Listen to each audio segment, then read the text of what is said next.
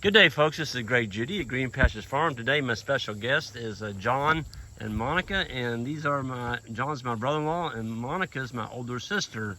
I'm right below her in our age. She was always my older sister, and it's awful nice to have John and Monica here. Tell a little bit about yourselves. What's your story? Well, we just came in from our 2 years being gone from the farm, traveling around the United States in our RV, and had a wonderful time going up to the Canada on the west coast and then back through the part of the Rocky Mountains and the Rio Grande Valley this year. And anyway, it's just nice to be back at the farm, and it was fun. We've been helping Greg the last couple of days with the bull herd, and yeah, that's been awesome to have y'all helping. And we brought some rain, Greg. You did. I was telling you, I wish y'all to come in about 2 months earlier. But y'all have seen what it's like to be dry here, and now the rains have been bountiful, and it's a pretty good time. what a blessing. It's What a to blessing. have It's a the miracle. rain. And we're out here helping Greg move the bulls this morning. Yep. It doesn't get much better than that. What's this grass you're standing behind? Big blue stem. Big blue. And we saw pictures of this in a museum, and had the roots going down. I think there was about 16 inches or 16 feet, and it's like, this is what Greg's growing. And Yep. I'm like, oh, I've seen that before. Yeah. Anyway, Natural pretty prairie cool. grass. Yeah, that's pretty awesome, isn't it? Prairie grass, yeah. And we start to see more of the prairie grasses when we give our pastures more rest in between grazings. As long as you're grazing every 30 days around your farm, you're not going to see it, because if it sticks this little head up, it gets chewed off. So it's got to have 45, 60 days, and you'll start to see some of this with what we call mob grazing or managed grazing. What do y'all think about that bull right there? He's a macho. He's a macho? You got some nice looking He's bulls, awesome Greg. looking. Is he a stud or what? I think he's going after the blue stem too. And what do you think, you're a big guy? What's his number, John? Trying to get around here. I was going to pet him, but it might be like petting a buffalo. I don't know. Old 31, Greg. Man, Yeah, that's a nice bull. that's the bull that we're going to be auctioning off here in a couple of weeks. For anybody needing a good South Pole bull for your fall calving herd, where you turn your bulls in like November, boy, he would be nice looking. he would be my candidate. Yep. Now he found the blue stem. Oh, here Yeah, we look go. at him go. Cotton candy. Okay, yeah, so tell me a little bit, first of all, John and Monica, where have you all been for the last 30 years? I know you left the mainland. Where did you go?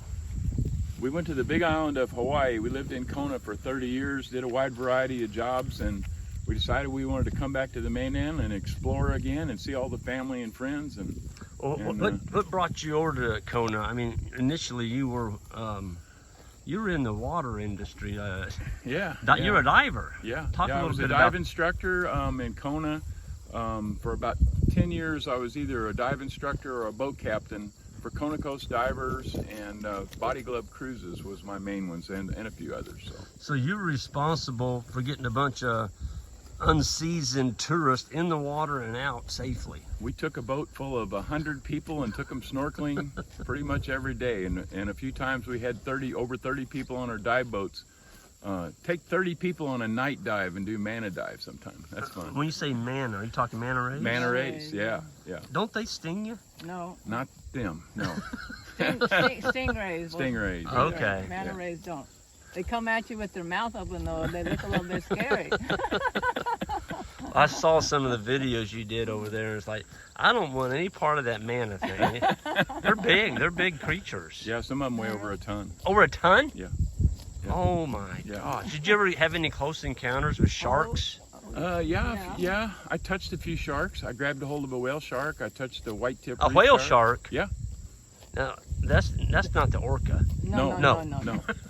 No, it's a shark. But he's not dangerous. No. Okay, so they're Got docile. spots on it like a fawn. Okay. And they swam right by me, and I grabbed a hold of one, and it wasn't a huge one, but we've seen some big ones. They get up over 40 feet. 40 feet long. 40 feet. Yeah, but luckily they're a plankton feeder. They don't eat people. Okay. Not that we know of. Did you ever have any stings or anything bite you while you were down there? Oh yeah. Yeah, let's see. I got bit by an eel one time. An eel?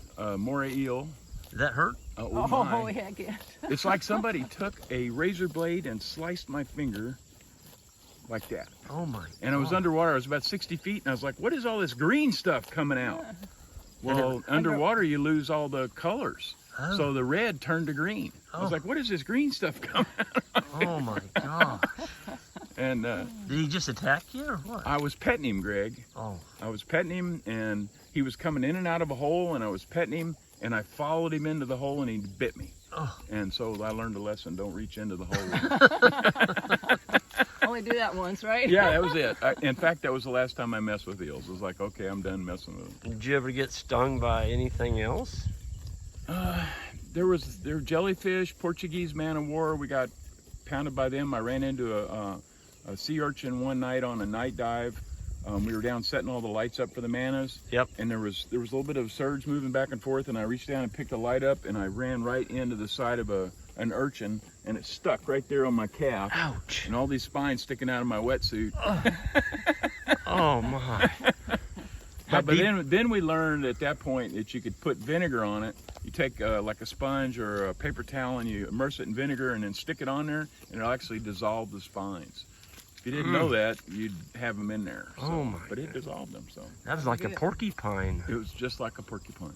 Wow. But it's calcium carbonate spines, so they dissolved in the Well, acid. how deep of water were you in most of the time when you were diving? Most of our tours that we took, Greg, were from like 20 to 60 feet. Okay. In advanced classes, we went down to 100 with students just so they experienced nitrogen narcosis and what it was. You're under 5 atmospheres of pressure at 100 feet, so you went through air 5 times faster. So you had to, Really? Yeah, the physics were different, so you had to expose the students to that. How But did we you- didn't You don't normally do that. Did you have an alarm on your tank when you were about out of air? Or you just had to watch it? You have just your had to gauge. watch. You just watch your gauge. Back in the old days, they had what they called a J valve on your tank, and when it started getting hard to breathe, you reach back and pull the J valve down, and it'd give you another 500 psi. Okay, we're good. And then you could get to the top. Then you could go up. But if you accidentally knocked your J valve down sometime, There's nothing there. nothing there. Oh no. That's why you had your buddy come over and Give you some buddy air. breathe with your buddy. Yeah. Did you ever run out? Nobody's had students I had students that, went through air so quick, you know. Because they're Because Because breathing. they were so yeah. Yeah. We had nervous. one airplane off the old airport. It was over 100 feet, and everybody wanted to dive it. And so we went down there one day. It was pretty good current, and we followed the anchor line down to the plane. And I told everybody on the dive, when you hit 1,500 psi, it's half a tank. Let's get ready to go up. Yep. So the guy comes over and he shows me his gauge. He's down to 500 psi. I'm like, oh my God, we're not going to get you up because you're going through there really fast. Plus he was Yeah. already huffing Yeah. and puffing. Yeah. So I got him and handed him my reg, and up we went. And we did a safety stop at 15 feet for, I don't know, a few minutes, and then handed him his reg back and went up. But When you I was said- almost out of air by that point I was myself. just saying, how did you get? You were about done. Yeah. No, Well, John I didn't go use air through like- air like- Yeah. Right. because he's right. so relaxed. But at any rate, so yeah, we had some kind of fun experiences. What was the scariest dive you ever went on? I mean, as far as getting a guy back, or a lady back up on the boat. Did you ever have anything pretty? I mean, You know, knock Not on so wood, much. thank God, Greg, we really didn't have any serious accidents. We had one lady who was a dive master, experienced decompression sickness symptoms, and we got her right back to the dock really quick, and had the paramedics waiting when we got there, and they treated her for decompression sickness. But I don't think she actually had it because we were well within the dive tables and shouldn't have exceeded that. Yep. But everybody's physiology is a little different, so. From a professional standpoint, we treated it as an accident, Yeah. and got her to EMS really quick. So Well, if she would have gotten worse, right. she was in the right hands. So. Yeah. And we had her on oxygen and stuff. So, Yeah. but that was probably the worst we experienced. So, Right. Yeah. We did finally get over to see you all, thankfully, before you came back to the States that one Yeah. time. We took the tour of Kona and went up through Volcano Village. Is that the name of it? Yeah. Yeah. Volcano Village, and it was amazing on Kona. On one side of the island, they had over 100 inches of rain, and on the other side, I saw cactus. Yeah. Yeah. Yeah. I mean, literally within 20 miles, was it like Yeah. 20 miles Yeah. or something over that mountain? Yeah. Yeah. Yeah. And we got, y'all took us through the Parker Ranch, Yeah. which was Yeah. the largest cattle ranch in the United States at one At time. At one one time, time, yeah. Yeah. Still Owned there, by I a think. single person. It Yeah. was Yeah. owned at that time. Yeah. Beautiful country. Yeah. Yeah. Kind of a pricey place to live. Yeah. It's a little But expensive. everybody wants to live there. Yeah. You know, the climate's Yeah, awesome. it's really nice. got The ocean conditions were perfect, and so you could go. Right now, there's snow on the Big Island. There's 2 mountains there that have snow on the summits, so you could go play in the snow right now and go down to the beach this afternoon if you want. and go swimming. Yeah. Or Yeah. sunbathing or whatever. Yeah. Yeah. Well, Monica, while you all were over there, I know you were like a master gardener. You taught for a while. I started out as a florist because it just came up that that job was available, and I always loved flowers because of Mom, and so I did that for about 9 years, and then I got my master gardening thing, and I was gardening for some people, and then a girl I know said, "Would you like to do some teaching?" And I go, "Oh, I don't know," and anyway, she was a good friend, and she said, "Well, we need some tutors at school." And so I went in and applied for that and got that and did that for 13 years and loved working with the kids. That was awesome. Yeah, well, that's great. I had to twist her arm to retire. I said, I'm retiring. You can work as long as you like. There you go. There you go.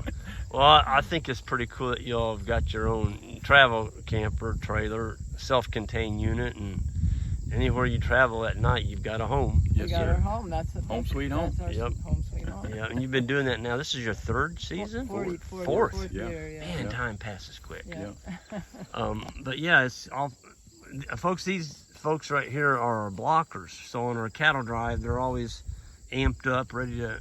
We're ready to go. Yeah, Greg. they're ready to go. There's no truck or cars coming through our cattle drive with these two. They're gonna sacrifice their life if they have to. So, and if we have baby calves, we usually have them in the Kubota. They're following the cattle drive, or they may be in the lead up at the front, keeping cars from driving into the cows. So We always enjoy it. yeah, It's a lot well, of fun. you know, I don't turn down an extra pair of hands. Yeah. You know, Yeah. it's More the always merrier. nice to have a little bit more than not The enough. more the merrier. We yeah. enjoy it. What do you all think about this scenery in the background here? I mean, does this look pretty natural to you folks? It looks wonderful. I love It's seeing beautiful, Greg. the It's big really blue beautiful. stem and the cows all. We just put them in this spot right here, and boy, they just start eating. They don't waste a bit of time. I don't hear anything bawling or complaining. They're just eating. All you hear is snatches. Yeah. You know what that sound means as a grazer, don't you? That's ka-ching, ka-ching, ka-ching. And they're putting on weight, you know, from sunlight and green blades of grass. Yep. I mean, I you don't didn't have- have to buy this hay, Greg? No. You didn't have to put corn down anywhere? No. And you can tell that, you know, their condition on them is just through the roof. You know? Yeah, they all look really good. Yeah. They look really good, and they're all happy. Yeah. And they're so docile. I mean, you just walk right through them. And these are bulls. They're Yeah, bulls. these are Yeah. bulls, and John, you went down through them this morning. Yeah. And Yeah. you weren't concerned a bit, and they No, probably didn't even look at you. No, I've waded through your cattle herds before, and I never really had any sense that something was after me, Right. or looking at me, or you know. Or concerned about you. Yeah, no. Yeah. And they just kind of move out of your way. Yep. So they're good. Well, I just want to wrap this up. Again, John and Monica, thank you so much for being part of Green Pastures Farm. We appreciate you. Thank you for the interview, and we'll see you folks next time. And what do you say in Hawaii when you leave? Aloha. Aloha. Aloha. Oi. Yeah. All right. Thank you, guys. You all new to the channel, hit that subscribe button on the way out, and we'll see you next time.